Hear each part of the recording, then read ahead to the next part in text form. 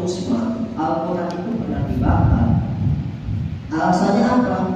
Alasannya banyak pemalsuan pada saat itu. Tapi pada saat itu Zaid bin Haritha beliau mengumpulkan para kafir dan kafirah untuk membuat Al-Quran kembali. Nah, kemudian selain mempelajari Al-Quran, kita tentu harus memahami Al-Quran. Bagaimana cara kita paham tentang Al-Quran?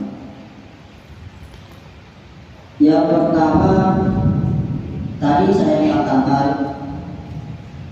membaca terjemahannya. Banyak terjemahan baik dari aplikasi di HP atau di Al-Quran cetak.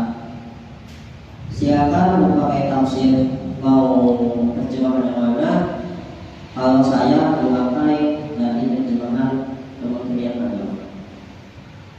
Kemudian dalam terjemahan Al-Quran juga kita biar tahu maknanya, tentu kita baca tafsirnya. Kita membaca tafsirnya, salah satunya adalah ada tafsir Ibnu Katsir atau tafsir Jalalain dan sebagainya. Kenapa kita harus mempelajari Al-Quran?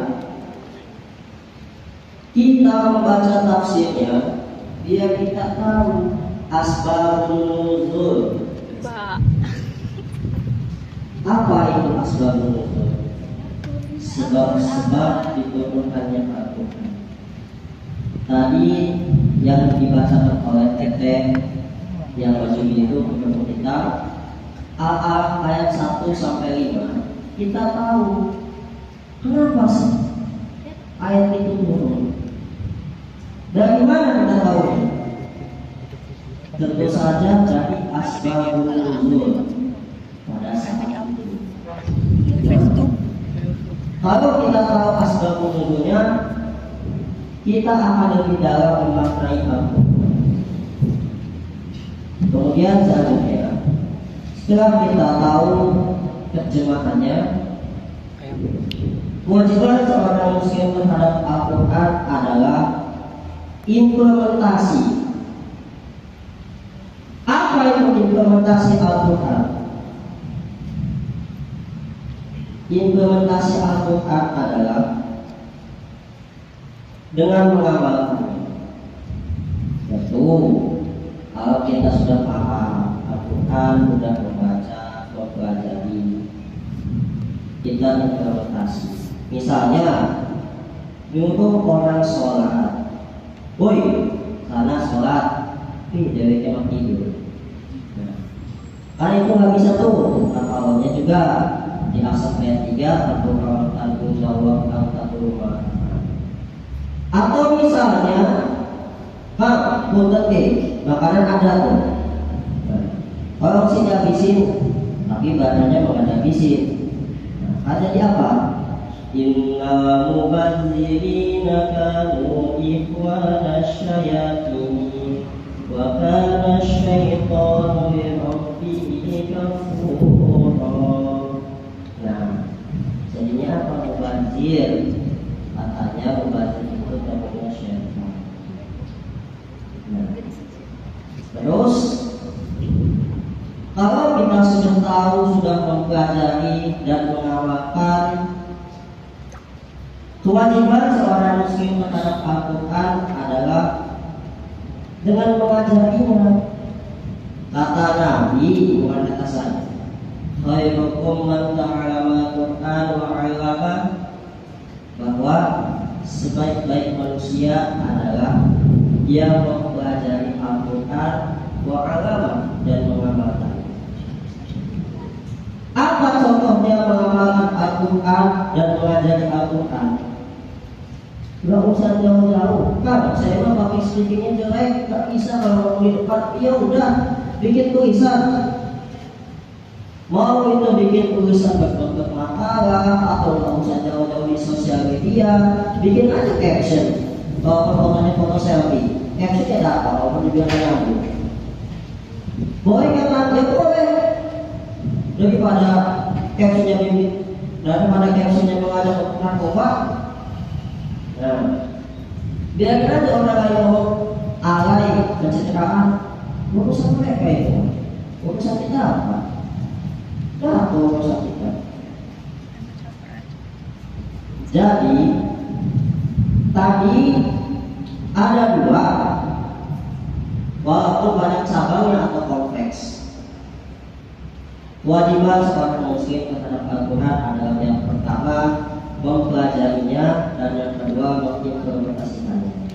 Tapi ini saya sampai jam berapa ngomong di sini?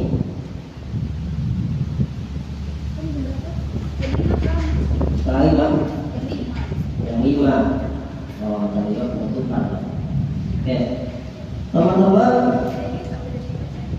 mau nggak dilatih sampai jam 7 di sini? Mau? Ya, silakan teman-teman sampai jam 7 di sini. Saya jam 5 pulang. Baik, itu aja yang dapat saya sampaikan. Saya Komis Ilmu Mulut. Kurang lebihnya mohon maaf. Wabillahi taufiq wal hidayah. Wassalamualaikum warahmatullahi wabarakatuh. Waalaikumsalam warahmatullahi wabarakatuh.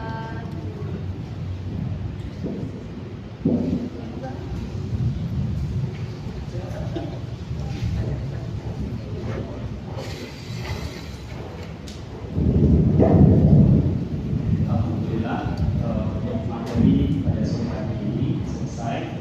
Selanjutnya kita ada sesi tanya jawab. Satu pertanyaan dari Iwan dan satu pertanyaan dari Ahmad. Silakan, yang Iwan. Iwan, silakan. Yang Ahmad.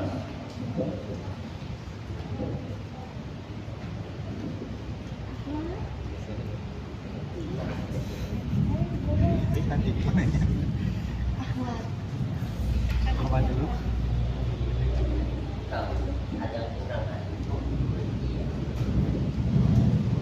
Untuk teman-teman tadi ada yang kurang satu. Yang satu mempelajari, kedua implementasi, dan yang ketiga adalah menghafal. Tadi saya bilang kalau bukan kita satu seorang muslim menghafal siapa lagi. Di dalam menghafal Al-Quran tentu mereka ada yang senangnya sunyi, ada juga yang senangnya rame-rame. Nah, menghafal Al-Quran itu ada metodenya juga. Ada yang namanya metode Rumi, mungkin teman-teman tahu, atau ada juga namanya metode Kaumi. Nah, metode Kaumi itu yang katanya pakai gerakan, misalnya Qul huwa Allahu ahad. Apa maksudnya? Qul katakan huwa dia Allah ahad satu. Metode Kaumi seperti ini. Tapi kalau misalnya kan gimana metodenya? Kalau saya simpel aja. Saya dulu dari SMA punya Quran kecil di saku modal 30.000. Biasanya saya bawa di kantong. Dibaca apa ya? Nggak tahu. Saya coba bawa aja dulu. Pas sholat lagi rumah masih saya baca. Misalnya di 30 Ar-Rahman As-Sa'ad dibaca Ar-Rahman As-Sa'ad sedikit aja banyak sampai selesai. Paling 5 ayat. Nanti asal dan itu 10. Ya apa? Enggak, bacanya dia kurang. Terus apa jadinya? Apa? Karena dalam Quran fikih apa itu anak tradisi atau kebiasaan. Nah, saya tahu jalanan Cilegon Bogor. Karena apa? Udah biasa jalan ya Pak. Kalau belum biasa pakai ember. Nah, terus apa sih niatnya? Oh, bukan kecil. Apa niatnya kayak apa? Bukan. Simpel aja buat saya. Kenapa saya bawa aja di tas karena di kantong? Kenapa sih bawanya? Karena gini, adegan saya meninggal di jalan. Saya bawa itu kan saya 30.000. Modal 30.000 jaminannya surga. Simpel aja kan? Simpel. Kalau sudah 1 miliar, 30.000 aja modal, tapi istiqomah bawanya. Di kantong, di baju, celana, di tas, kayak gitu aja. Nah, Jadi itu sedikit tips dari saya. Ya tadi kurang lebih mohon maaf, silakan bagi ada yang mau bertanya. Itu silakan.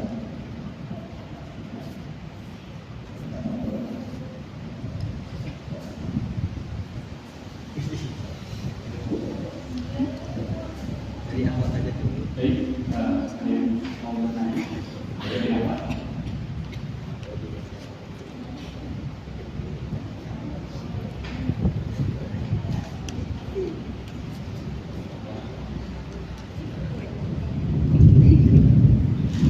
Ada yang bertanya dari awal?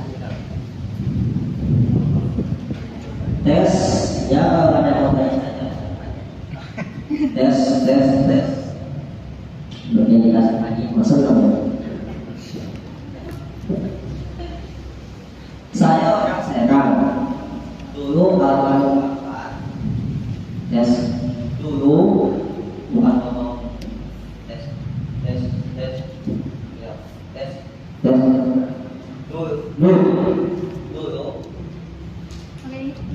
Oke. Lihat nih. Udah klik. Ya. Saya orang Serang. Dulu almarhum bapak itu kerja di Cirebon. Dikasih haji kemudian di Cirebon. Itu kan kemana?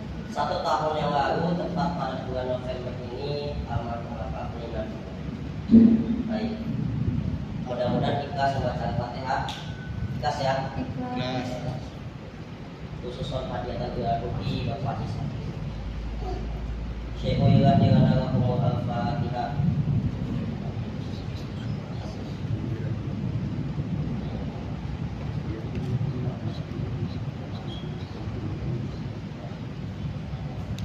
Baik, mungkin pernah ada ibu bapaknya atau saudara atau tetangganya tahun lalu haji itu. Jikalau tahun lalu haji atau tahun lalu haji, mungkin salah satunya bareng dengan almarhum bapak saya menjadi ketua kloter pada saat itu di kloter 1. Saya pun pernah mengantar almarhum bapak ke masjid ini ketika itu acara maulid. Cuma pada saat itu saya nggak tahu kalau Kang Profi ada ketua Wisma yang mungkin dulu belum kenal ya. Saya nggak tahu udah pernah berani apa belum, tapi saya ingat saya pernah di sini. Nah, kemudian dulu bapak bilang sekolah aja dulu deh, gampang masalah uang. Bapak pengennya kamu sekolah. Kang Kamal kerjanya apa sekarang? Belum ada kerjaan teh. Saya bilang, saya pengemis di Bogor, pengemis ilmu. Kok jauh-jauh sih Kang dari Serang ke Bogor? Ya saya dapatnya di sana, di IPB. Ngapain Kang ke Bogor? Saya pengemis ilmu. Kenapa kok usia udah tua aki-aki pengennya berilmu, bukan pengen cari duit? Nah, sekali lagi, man arman dan dunia pengawai di ilmu. Jika kita pengen bahagia di dunia, maka dengan ilmu. Waman arrodahuma, waman arrodah akhirat, pengawai di ilmu. Jika ingin bahagia di akhirat, harus dengan ilmu. Waman arrodahuma, pengawai di ilmu. Jika ingin bahagia keduanya, di dunia dan akhirat, pengawai di ilmu harus dengan ilmu. Dulu saya itu ditolak di tengah.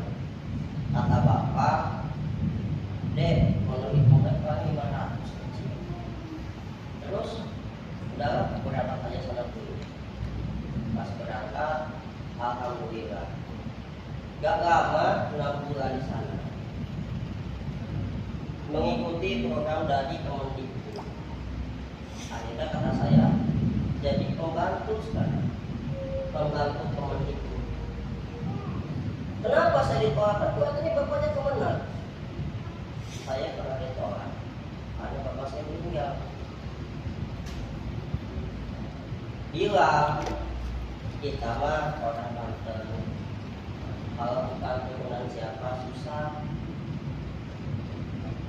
Akhirnya berangkat sana.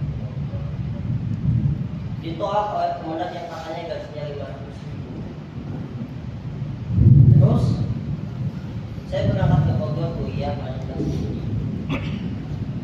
Di sana dapat program beasiswa dari Kemendikbud. Alhamdulillah gratis kuliahnya, gratis biaya hidup, dapat gaji sekitar 2,5. Kemudian dapat biaya riset dan sebagainya BEM. Jadi saya ingat apa kata orang tua pada saat itu. Ketika kita mengajar ilmu, maka dunia kamu naik. Tapi kalau kerja dunia, belum tentu ilmunya kamu dapat. Misalnya sekarang kamu, mohon maaf, misalnya bekerja di bank konvensional, dapat tuh duitnya gede tentu. Apakah dapat ilmunya? Enggak selamanya dapat ilmu.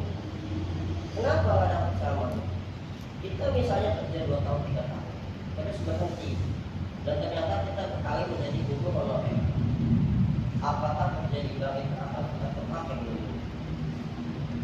Terpakai hitung-hitungannya, tapi Excelnya belum tentu. Nah, jadi kita kira dari teman-teman silakan kalau misalnya ada yang mau bertanya mengenai apapun itu, atau misalnya mau tanya, Pak, gimana program beasiswa dan sebagainya. Tapi jujur, kalau misalnya nanya, kalau berweb, saya nggak tahu.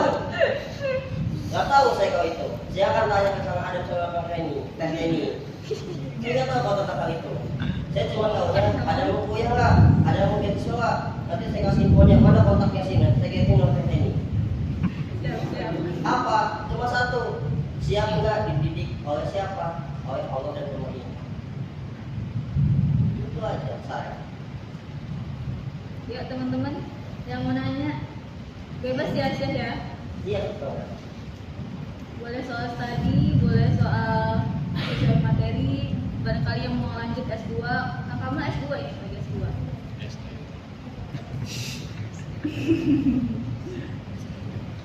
Baik, siapa ya? Gimana? Iwan gak ada yang mau nanya? Ya udah banget. Boleh. Mungkin cerita dari Kule, teman-teman mungkin dari Risma kan belum ada yang tahu nih Kule itu apa gitu. Mungkin yang hanya tahu ada cuma Tereni sama Teh Siti ya, Kule itu apa. Mungkin dari teman-teman Risma kan belum pada tahu nih Kule itu apa. Boleh ya Kak ya? Boleh ya? Sambil teman-teman mungkin masih memikirkan pertanyaan. Iya dong. Boleh kita langsung aja mau.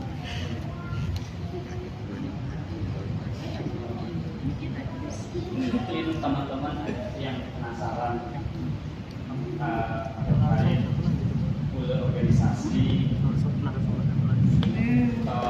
apa itu Kule organisasi.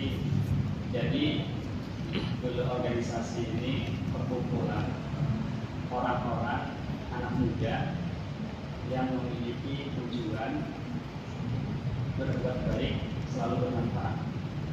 Tujuannya. Jadi tujuannya atau jargonnya berbuat baik, selalu bermanfaat.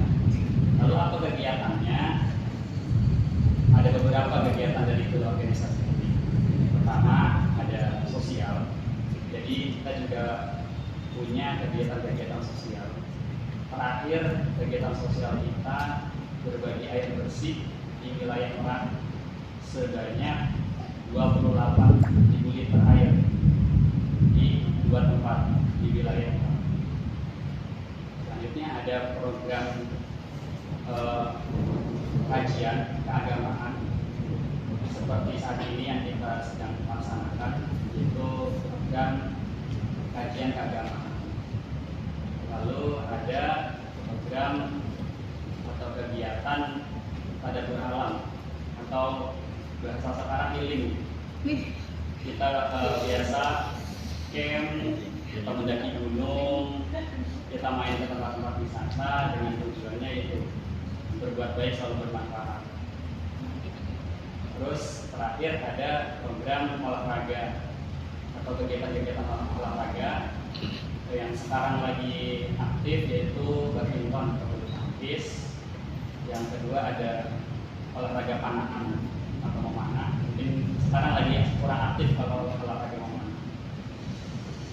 Untuk info selanjutnya atau informasi lengkapnya bisa dilihat di Instagram kita di Kule Organisasi.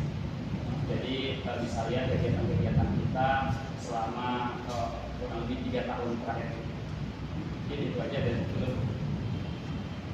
Gimana teman-teman? Boleh lagi ada yang mau bertanya tentang materi kita hari ini?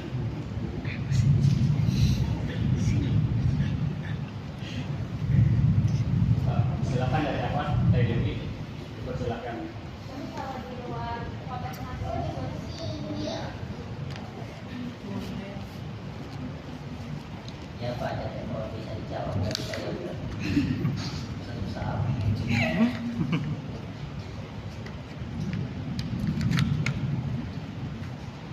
Ayo.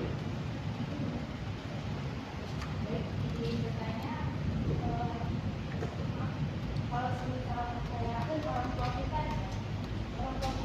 tidak mengizinkan untuk pergi ke pengajian dikarenakan karena orang tua tuh mikirnya kayak takutnya kajian ini mau hadiah. Nah kita sebagai anak tuh harus gimana sih?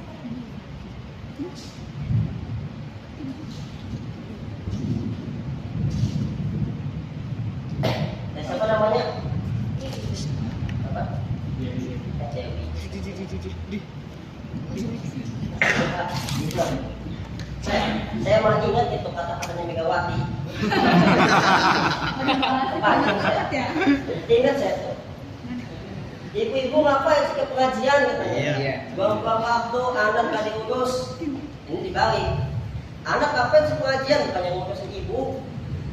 Katanya ini maksudnya ini. Katanya tidak Allah ada pada hidup orang tua. Tadi kan alasannya katanya. Takutnya pas kajian-kajian itu yang ngisi misalnya non NU, anggaplah tadi katanya Muhammadiyah, DPI, HPI dan sebagainya. Ya. Kata saya, itulah pentingnya literasi. Apa cara kita bisa membedakan antara Nahdlatul Ulama, Muhammadiyah, HPI dan sebagainya? Oke, sebentar ya. Punten, saya orangnya moderat. Tentu apa yang dimaksud moderat? Moderat itu adalah tengah-tengah, tidak ke kiri ataupun ke kanan. Orang tua saya apa? Orang tua saya kunut, maulid. Berarti kan kamu NU? Bukan. Kenapa nggak disebut NU? Saya nggak ikut politiknya, saya nggak ikut organisasinya, tapi saya ikut ajarannya. Terus kau, katanya nggak bilang, nggak boleh Muhammadiyah. Kata siapa nggak boleh? Apa bedanya Nahdlatul Ulama dengan Muhammadiyah? Nahdlatul Ulama, doa kita, Allah Akbar kabir walhamdulillah katsiran wa subhanallah bukratan wa asila ini wa dan sebagainya. Muhammadiyah, Allahumma ba'id baini wa baina khataaya kama ba'adta baina masyriqi wa maghribi dan sebagainya. Kok kamu tahu itu pentingnya literasi? Nah, jadi gimana kita harus kayak gitu? Melawan orang tua nggak boleh tentu, tapi diri kita yang harus dievaluasi. Makanya kata saya literasi, banyakin membaca. Apa pentingnya membaca? Kita bisa kasih pengertian kepada ibu dan bapaknya. Nah, dia ini emang Muhammadiyah. Tapi unjuk mankola, tanjung mankola. Lihat apa yang diucapkan, jangan lihat siapa yang mengucap. Jadi kalau kata saya, selama itu baik kajiannya, mau siapapun. Contoh misalnya, tapi kemarin itu katanya Muhammadiyah. Tapi sekarang apa? Udah dibaiat menjadi Nahdlatul Ulama. Ketika istrinya ternyata seorang kiai, anak dari kiai Nahdlatul Ulama. Nah, jadi orang itu nggak bisa disalahin. Yang disalahin adalah bukan disalahin tapi bukan disalahin, tapi di akhirat. Yang di akhirat dinaikin levelnya, dinaikin literasinya, pembahasannya adalah diri kita sendiri. Dengan apa? Dengan membaca, dengan mempelajari. Ternyata dan Muhammadiyah itu keadaan adik. Muhammadiyah itu Haji Ahmad Dahlan mendirikan MU Muhammadiyah pada tahun 1928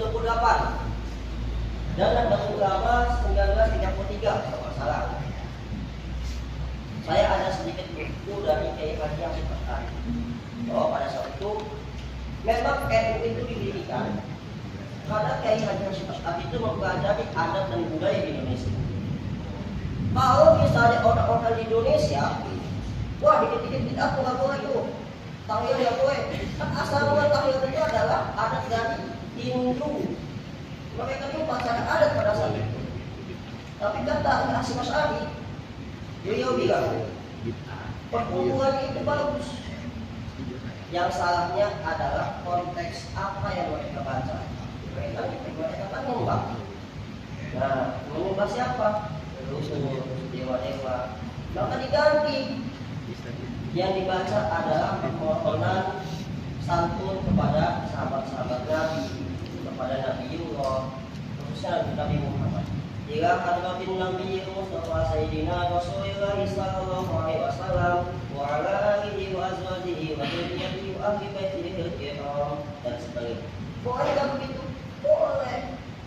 Tapi ganti konteks isinya, hanya saja makan-makannya kayak kita nih. Tuh. Kalau orang-orang lebih bid'ah nih katanya, beli makanan. Ngomong duit. Kalau ngaji ya ngaji, jangan ngomong duit kayak gini nih. Nanti kesannya apa? Kalau ada makanan nggak mau ada pengajian. Jadi saya nggak menyalahkan ibu bapaknya, saya nggak menyalahkan tetehnya, tapi saya menyarankan aplikasi diri untuk memperbaiki diri banyak terima kasih. Itu simpel jawabannya. Jangan simpel jawabannya Megawati. Baik, selanjutnya dari Iwan.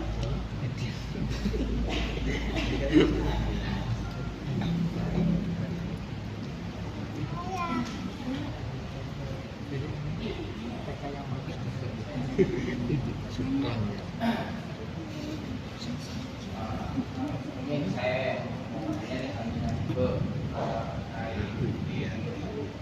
organisasi lah.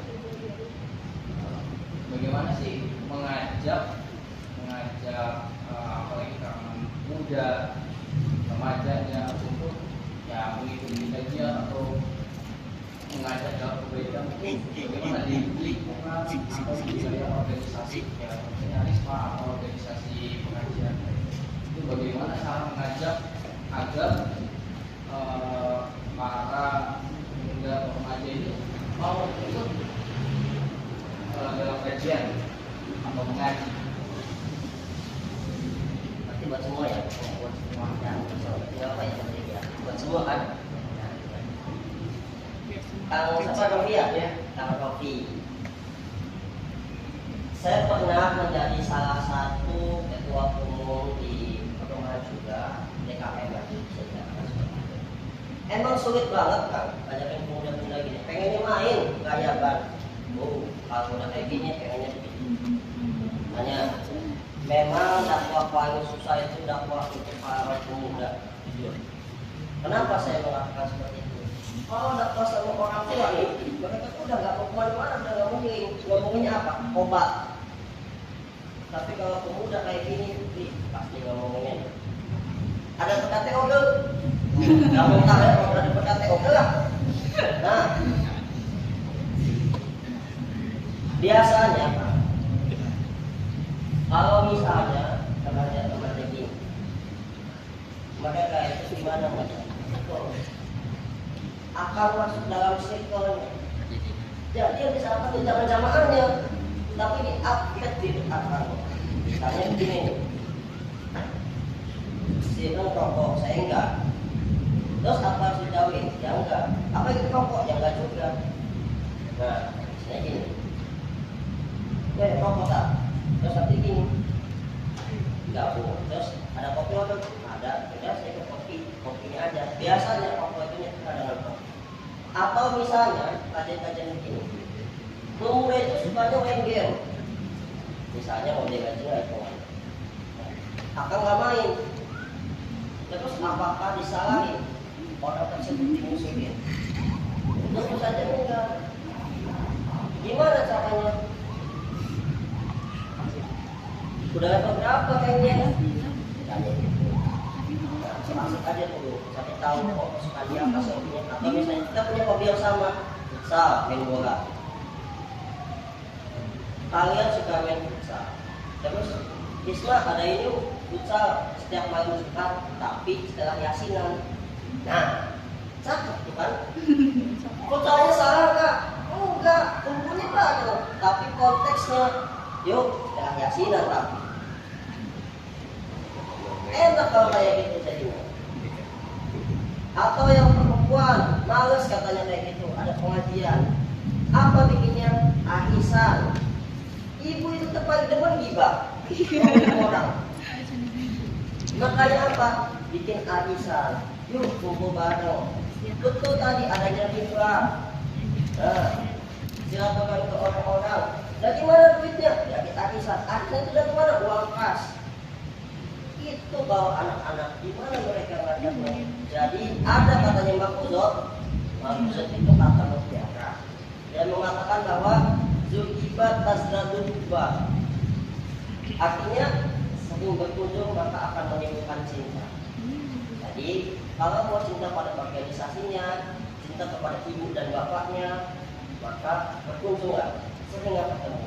Bukan berarti malah personal chat, chattingan video call, tapi juga boleh. Jadi seperti itulah kalau kata yang tidak di orang ibu itu di PB namanya manifestal, namanya network society. Oh, pusing saya. Itu ya kan kopi ya. Kan mungkin satu lagi. Ya, enggak. Tapi kan katanya akan masukin Al-Quran di kantong gitu kan ya. Kita bukannya kalau misalkan masukin itu kan Al-Quran itu nggak bisa dibawa ke toilet gitu kan ya. Kalau misalkan lagi di tas, bukan kan mau di tas, itu boleh Dimasukin ke tas. iya dalam di kamar KPR mandi. kan? Iya. Kan sekarang kan biasanya ya dulu tidak bisa kan. Ya, tuh akang siapa namanya? Pahri. Akang Fahri. Ya, perkenalkan nama saya Kamal. Jadi gini Kang Fahri. Al-Quran dibawa ke toilet dimasukin ke tas. Lalu, toiletnya nih endi toiletnya? Toilet rumah, toilet SPU. Toilet bioskop. Ini konteksnya, oke. Misalnya, berarti kan toilet ada dua nih. Ada internal, ada eksternal dong. Ada yang di dalam rumah, ada yang di luar rumah. Itu kan toilet. Nah, anggaplah misalnya toilet eksternal, ya di luar rumah atau SPBU kita lagi di jalan. Di jalan SPBU itu pasti ada 2000 tukang karcis. Titip Quran di situ. Siapa yang pengen jawab Quran? Kalau nitipnya HP, nggak diambil HP. Kalau nitipnya Quran, diambil lah. Kalau misalkan kayak kelupaan gitu, ya udah kebelet nih. Akan kelupaan aku aja gitu. Ya, itu namanya ada alasan. Ya dong. Kan kalau bisa ada alasan darurat namanya kita lupa. Wong nggak sholat aja boleh kalau lupa. Namanya orang lupa. Nah, kalau bisa ada alasan darurat makan daging babi boleh nggak? Boleh. Daripada meninggal, kan nggak boleh. Kalau lebih mungkin adanya bunuh diri. Nah, kalau kelupaan boleh. Kalau kelupaan. Coba makanya tadi saya bilang, siapa yang pengen Al-Quran? Cicipin aja ke tukang buat ibu itu. Kan nanti juga bayar. Iya kan? Kalau di rumah sendiri, ya kalau di rumah tinggal gantung di rumah, bisa. Jadi ya kira-kira kalau saya sedikit namanya di kalau silakan pasti ada penelitian yang sudah barang dan sebagainya. Tapi kalau saya pikir-pikir nggak ada satu orang pun di dunia yang pengen nolong Tuhan. Nggak ada. Kira-kira seperti itu tahu kalau banyak salah.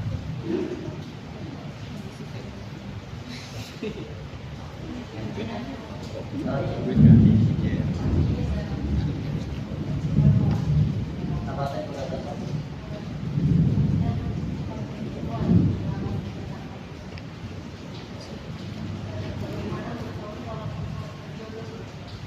Jodoh. Gimana? Bagaimana mengetahui bahwa aku pun jodoh? Sama cewek atau di kelompoknya cowok satu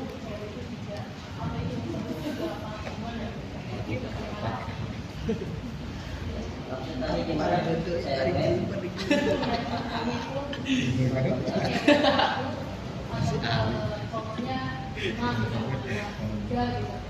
Sebaliknya juga cowok satu, ceweknya tiga. Harusnya yang diseleksi. Nikah. Kayak istri gitu ya.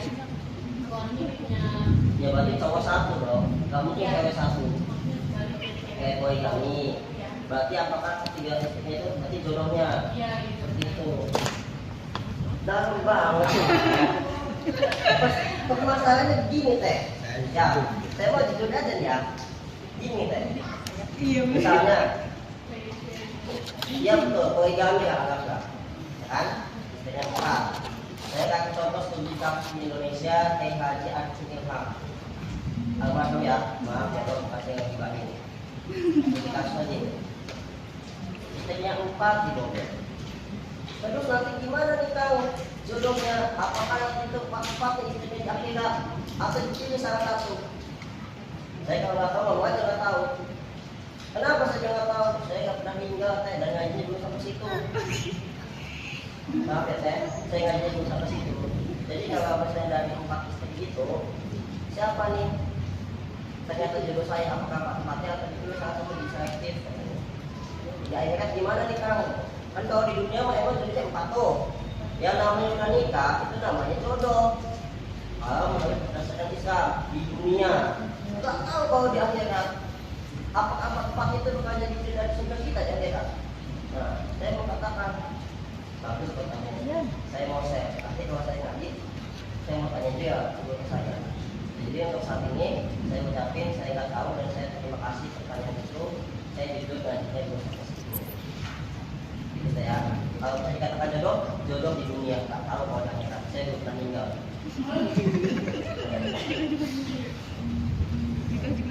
Jadi untuk sesi pertanyaan mungkin cukup sampai di sini karena memang waktu sudah jam 5 dan permintaan sampai jam 5. Mari kita tutup bersama-sama dengan ucapan hamdalah. Sekian dari saya untuk Hidayah. Assalamualaikum warahmatullahi wabarakatuh.